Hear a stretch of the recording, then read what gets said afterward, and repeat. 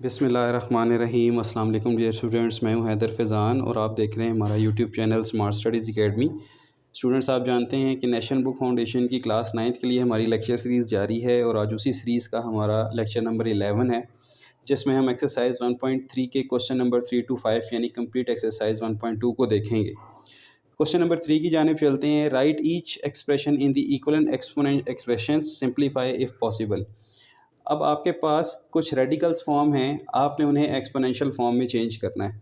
इससे पहले अगर हम थोड़ा सा कंसेप्ट ओवरव्यू करें तो हमने ये देखा था कि अगर हमारे पास रेडिकल का साइन है तो इसकी एक्सपोनेंट हम 1/2 लेते थे। This is the radical and this is the exponent. ठीक है स्टूडेंट्स, अगर हमारे पास रेडिकल का इंडेक्स 3 है तो हम इसकी एक्सपोनेंट 1/3 लेते थे। इसी तरह अगर हमारे पास n इंडेक्स है तो हम यहाँ पर एक्सपोनेंट 1/n लिया करते थे। यही कंसेप्ट हमारा क्वेश्चन नंबर 3 में यूज़ होगा। क्वेश्चन नंबर 3 का फर्स्ट पार्ट है हमारे पास के क्वेश्चन नंबर 3 पार्ट नंबर 1। अगर हम इसके सोल्यूशन को देखें तो यहाँ पे हमारे पास सबसे पहले हम इस इंडेक्स को सॉल्व करते हैं, इस रेडिकल को सॉल्व करते हैं। तो ये हमारे पास आता है 5⁻1/3 और इसका होल स्क्वायर है। और यही स्टेप आगे चल के ये दोनों पावर्स आपस में मल्टीप्लाई होंगी और हमारा फाइनल आंसर बन जाएगा 5⁻2/3। ठीक है स्टूडेंट्स, ये हमारा आंसर है। ये हमने इसको एक्सपोनेंशियल फॉर्म में चेंज कर लिया। इसी तरह इसका पार्ट नंबर 2 है। हमारे पास 4/10 है और होल पावर 8 है। अगर हम इसके सोल्यूशन पे चलें तो सबसे पहले हम इसके रेडिकल को सॉल्व करते हैं। ये बनेगा हमारे पास 10⁻1/4 और होल पावर हमारे पास 8 है। और मज़ीद इससे नेक्स्ट स्टेप इसका होगा, ये दोनों पावर्स जब मल्टीप्लाई होंगी तो ये बनेगा 10⁻8/4। अब 4 1 ज़र 4, 4 2 ज़र 8, सो ये हमारे पास बन जाएगा 100। बेसिकली ये बनेगा 10 का स्क्वायर और 10 के स्क्वायर को हम क्या लिख सकते हैं, 100 लिख सकते हैं। इसी तरह हमारे पास पार्ट नंबर 3 है। पार्ट नंबर 3 में हमारे पास है नेगेटिव मल्टीप्लाई बाय 6 का क्यूब रूट होल पावर 6। सो इसको सबसे पहले हम एज़ यूजुअल इसके इंडेक्स को सॉल्व करते हैं। तो ये बनेगा 6 की पावर 1/3 और होल पावर 6 है। ये दोनों पावर्स आपस में मल्टीप्लाई होंगी, ये हमारे पास आ जाएगा 6/3। और जब हम इसको सॉल्व करेंगे तो ये बनेगा हमारे पास 3 2 ज़र 6, दैट इज़ -36, क्योंकि हमारे पास 6 का स्क्वायर 36 होता है। ये क्वेश्चन और ये क्वेश्चन दोनों सेम है, सिर्फ यहाँ पे नेगेटिव साइन है और यहाँ पे नेगेटिव साइन नहीं है। इसको अगर हम सॉल्व करें तो सेम प्रीवियस क्वेश्चन की तरह ही है।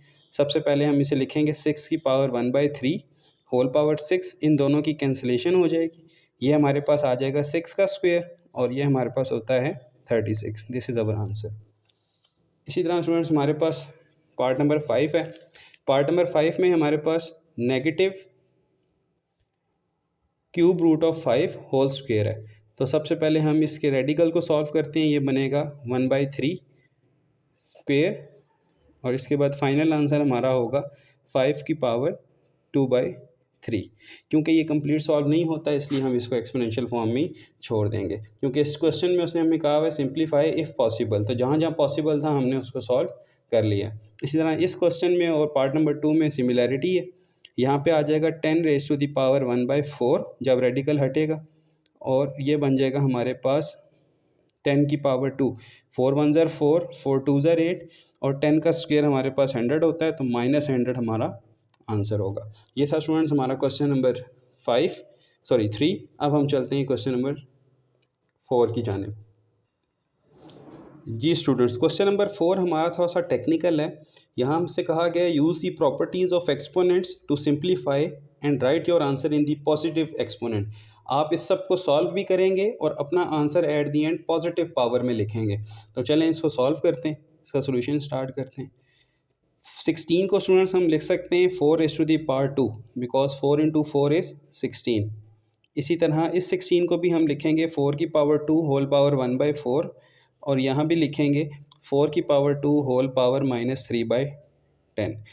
अब ये एक्सपोनेंट्स आपस में मल्टीप्लाई अगर करें तो ये बनता है 4 की पावर 2/5।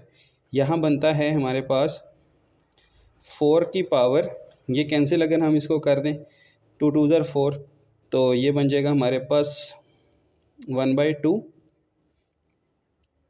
इसी तरह ये बनेगा 4 की पावर -3/5, क्योंकि ये दोनों आपस में कैंसिल आउट हो गए। अब इसको नेक्स्ट पेज पे चलते हैं इसके। जी स्टूडेंट्स, हमारे पास ये क्वेश्चन था। अब इससे नेक्स्ट स्टेप हमारे पास होगा, इसको हम लिखेंगे 4 की पावर 2/5, इसको हम लिख सकते हैं फर्दर 2 का स्क्वायर 1/2, और ये वाली जो नेगेटिव पावर है इसको हम यहाँ ऊपर ले जाते हैं, ये ऊपर जाके पॉजिटिव हो जाएगी, ये बन जाएगा हमारे पास 4 की पावर +3/5। नेक्स्ट स्टेप है हमारे पास 4 की पावर 2/5,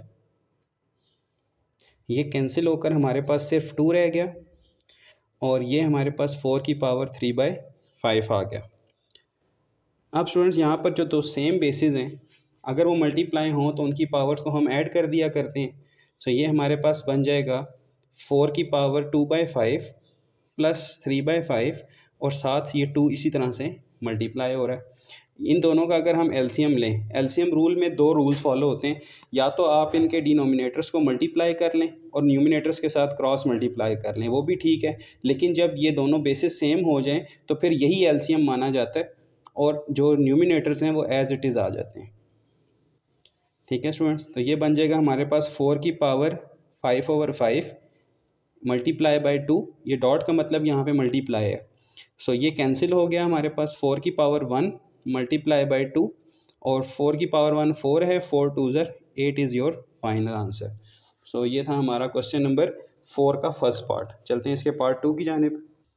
जी स्टूडेंट्स, ये है हमारे पास क्वेश्चन नंबर 4 का पार्ट नंबर 2। अगर हम यहाँ पर इसको देखें तो ये दो सब्ट्रैक्शन का कोई रूल एक्सपोनेंट्स के लिए अप्लाई नहीं होता। तो सबसे पहले हम इसको मल्टीप्लाई करते हैं अंदर दोनों वैल्यूज़ के साथ। जब दो सेम वैल्यूज़ मल्टीप्लाई हों उनकी पावर्स को ऐड कर दिया जाता है, यानी -1/3 + 5/3 हो जाएगा, और माइनस ये वैल्यू इससे मल्टीप्लाई होके आएगी 7 × -1/3 + 4/5। स्टूडेंट्स एलसीएम लेते हैं, 3 इज़ दी एलसीएम, -1 + 5, और यहाँ पे आ जाएगा हमारे पास 3 5 ज़र 15, सॉरी यहाँ पर भी 4/3 है।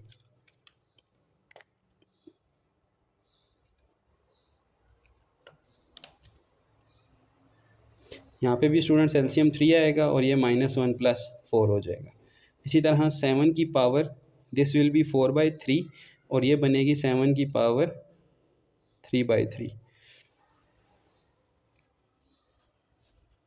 स्टूडेंट्स यहाँ पे हम 7 की पावर 4/3 को, और इसको लिख सकते हैं 7, क्योंकि 3 और 3 कैंसिल हो गया। अब यहाँ से आगे का सोल्यूशन कैसे है थोड़ा सा देखिएगा। इस 4 को हम लिख सकते हैं 1 + 3/3, बिल्कुल लिख सकते हैं।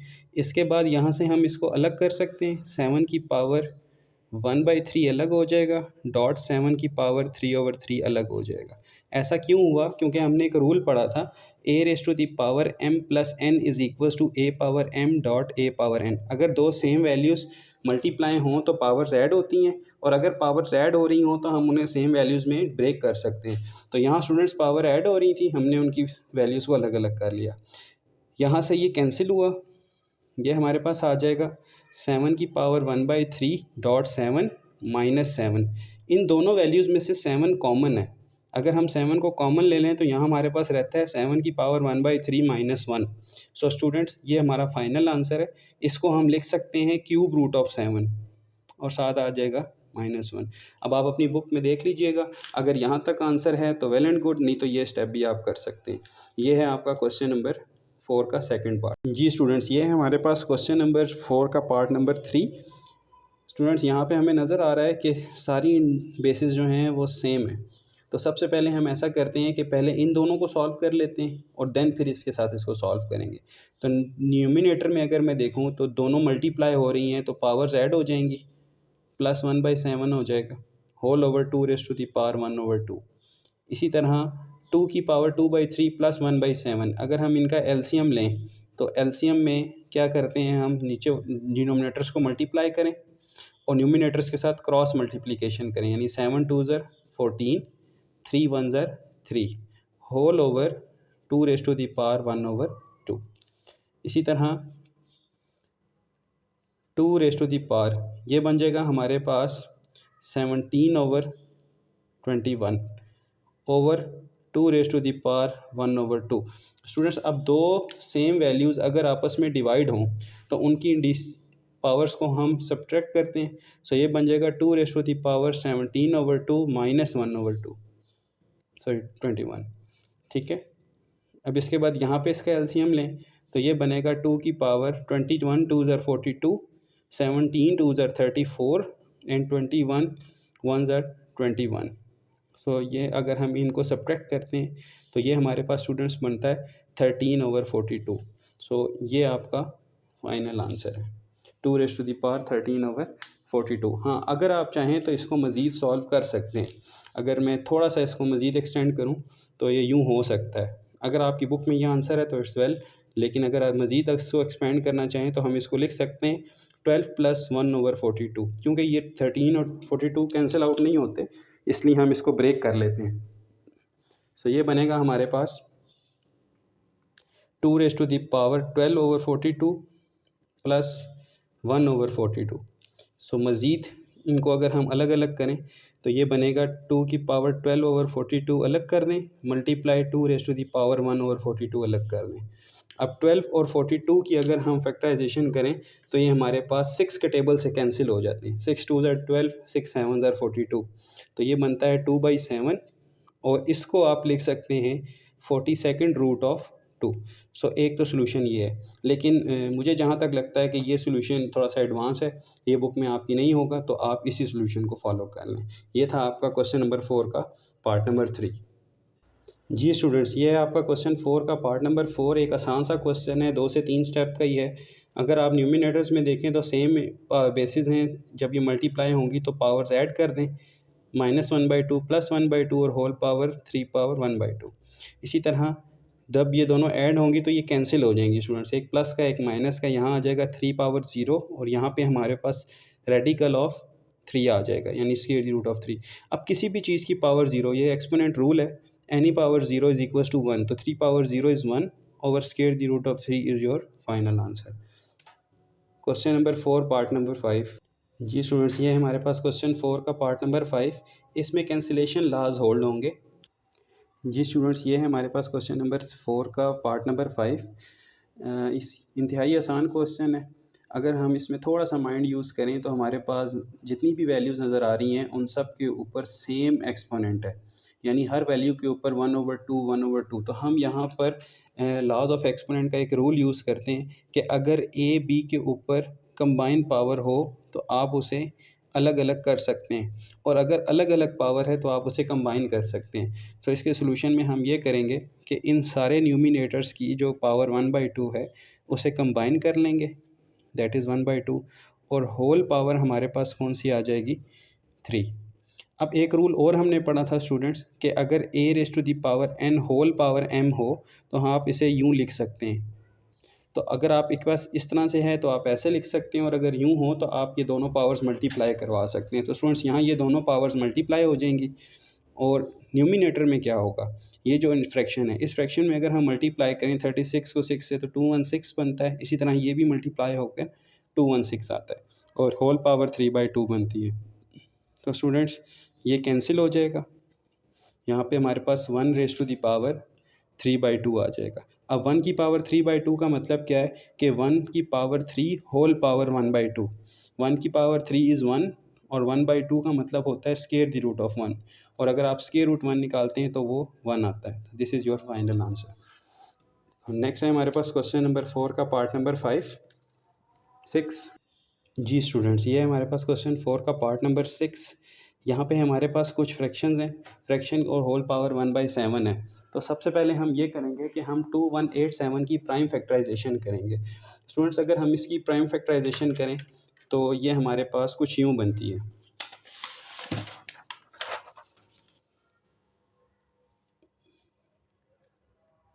3 के टेबल से अगर हम इसे सॉल्व करते हैं तो 3 7 21, 3 2 8, 2 कैरी, 3 9 27। इसी तरह 3 2 6, 1 carry, 3 4 12 and 3 3 9। 3 8 24, 3 1 3, 3 2s are 6, 2 carry, 3 7s are 21, 3 9s are 27, 3 3s are 9 and 3 1s are 3। तो आपने गौर किया होगा कि हमारे पास कितने टाइम्स 3 आ रहा है, 7 टाइम्स 3 आ रहा है। सो हम यहाँ पर 2187 को लिख सकते हैं 3⁻7। इसी तरह स्टूडेंट्स a⁻5 है, ये वाला जो 12 है ये यहाँ पे आके सब्ट्रैक्ट हो जाएगा -12। इसी तरह b⁻17 है, ये 3 यहाँ से सब्ट्रैक्ट होगा और होल पावर 1/7 है। सो अब हम इसको सॉल्व करते हैं। 3⁻7 1/7 को अलग कर दें। इसी तरह a⁻7 इसके साथ 1/7 अलग हो जाएगा और b⁻14 इसके साथ 1/7 अलग हो जाएगा। सो स्टूडेंट्स ये बेसिक रूल है कि एक्सपोनेंट्स लॉ का आप हमारा लेक्चर देख सकते हैं, लेक्चर नंबर 4 है या आई थिंक सो 3 है, जिसमें हमने लॉज ऑफ एक्सपोनेंट्स को सॉल्व किया है। सो अब यहाँ से कैंसिलेशंस करें स्टूडेंट्स, ये कैंसिल होंगे। सो हमारे पास जो फाइनल आंसर बचेगा वो होगा 3 a⁻1 एंड b⁻2। अब क्वेश्चन में ये कहा गया था कि आपने सोल्यूशन हमेशा पॉजिटिव एक्सपोनेंट में लिखना है, तो यहाँ इस नेगेटिव को पॉजिटिव बनाने के लिए हम इसका रेसिप्रोकल कर देते हैं। तो ये हमारे पास आ जाएगा 3b²/a। So this is your final answer. जी स्टूडेंट्स, ये है हमारे पास क्वेश्चन नंबर 4 का लास्ट पार्ट और ये वेरी इंपॉर्टेंट पार्ट है। यहाँ पे हम प्रॉपर्टीज़ ऑफ रेडिकल्स यूज़ करेंगे। थोड़ा सा रिकॉल अगर हम करें तो प्रॉपर्टीज़ ऑफ रेडिकल में हमारे पास ये था कि अगर दो वैल्यूज़ हैं और वो डिफरेंट रेडिकल्स के साथ लिखी हुई हैं, ठीक है, तो आप उन्हें एक ही स्क्वायर रूट में लिख सकते हैं। तो स्टूडेंट्स यहाँ हमारे पास और शर्त ये थी कि उनके इंडिसेस सेम हों। सो यहाँ पे हमारे पास जितने भी इंडिसेस हैं वो 4 हैं। सो यहाँ पे हम इनको एक ही स्क्वायर रूट में लिख सकते हैं। फर्स्ट ऑफ ऑल यह आ जाएगा a³ b³ b³ and c³ ये सारी एक ही रूट में आ गई हैं स्टूडेंट्स। अब यहाँ कैंसिलेशन लॉ अप्लाई हो सकता है, b³ से कैंसिल, इससे कैंसिल। सो यहाँ पे हमारे पास ये बन रहा है 1 का 4th रूट और 1 का 4th रूट हमारे पास 1 होता है। तो ये था स्टूडेंट्स हमारा क्वेश्चन नंबर 4। उम्मीद है आपको समझ आया होगा। अब हम चलते हैं इसके लास्ट क्वेश्चन की तरफ और ये एक्सरसाइज आज इंशाल्लाह हमारी एंड हो जाएगी। ये हमारे पास क्वेश्चन नंबर 5 एक्सरसाइज 1.2। देखने में ये क्वेश्चन काफ़ी टफ लग रहा है लेकिन ये क्वेश्चन इंतहाई आसान है। अगर आप थोड़ा सा गौर करें तो यहाँ पे हमारे पास लेफ़्ट हैंड साइड को हमने राइट हैंड साइड के इक्वल प्रूफ करना है। तो यहाँ हम सोल्यूशन में लेट कर लेते हैं लेफ़्ट हैंड साइड और उसको फिर राइट के इक्वल प्रूफ करेंगे। Let x⁻p/x⁻q whole power p+q, y⁻q/y⁻r whole power q+r, z⁻r/z⁻p whole power r+p multiply x⁻q² multiply y⁻r² multiply z⁻p²। So students आपको लॉज ऑफ एक्सपोनेंट्स याद होंगे। आपने हमारा प्रीवियस लेक्चर देखा होगा जिसमें हमने लॉज ऑफ एक्सपोनेंट को डिटेल से देखा था। अगर आपको नहीं याद तो मैं मेंशन कर देता हूँ, आप वो लेक्चर हमारा देख लें। सबसे पहले हम यहाँ पर दो सेम बेसिस अगर सब डिवाइड हो रही हैं तो उनकी पावर्स को सब्ट्रैक्ट करेंगे। ये बन जाएगा p प्लस, यहाँ पे q आता है q। इसी तरह y⁻q माइनस r हो जाएगा, पावर q+r है। इसी तरह z⁻r-p है, बाहर r+p है।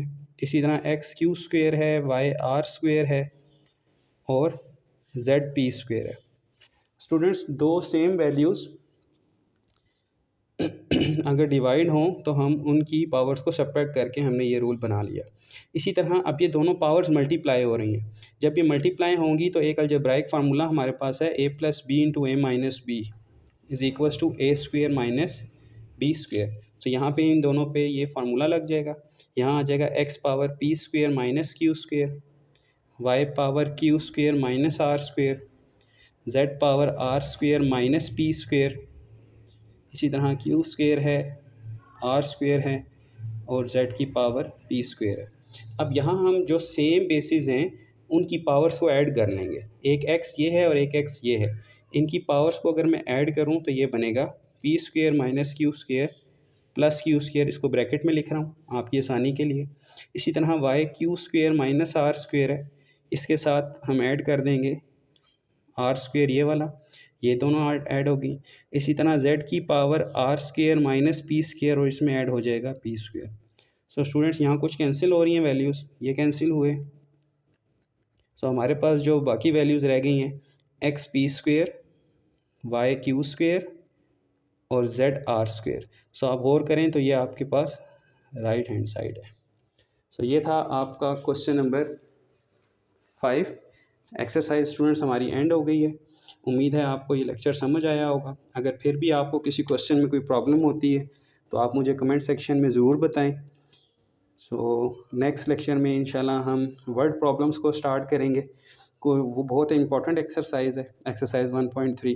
सो नेक्स्ट लेक्चर में मुलाकात होगी। इस लेक्चर को अपने स्टूडेंट्स, फेलोज़ और दोस्तों के साथ शेयर करें। नेक्स्ट लेक्चर तक के लिए फ़ी अमानिल्लाह, अल्लाह हाफ़िज़।